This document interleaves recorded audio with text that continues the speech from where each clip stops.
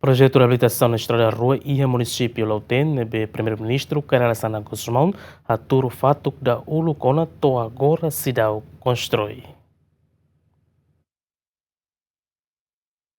Reabilitação estrada direção Lautemba Los Palos Vila no Lautemba com nebe primeiro-ministro Carla Sana Guzmão hatur fatuk da huluk e heloran tolonulu fulan outubro tinane to agora a companhia cidade construi. Presidente da autoridade município Lauten Melio de Jesus Hatete, companhia cidade kahu construi estrada ne também se instala hela sirania campão. Companhia nebe que se cair obra ne sirah halau hela preparação mobilização material bahia sirania campão atunune bele instala sirania campão depois hahuona ho construção nebe hola bele temi de nia lorong fular mais a processo lá hela e mobilização ba material pesada sirania começa lá. Projeto de reabilitação estrada Lautemba Comne gasta o Santo Constitucional Racing nebe supervisiona o Ministério de Obras Públicas a duração de serviço durante tinanida. Enquanto reabilitação estrada Husi Lautemba Los Palos, governo aloca orçamento basic tocon Ranolo,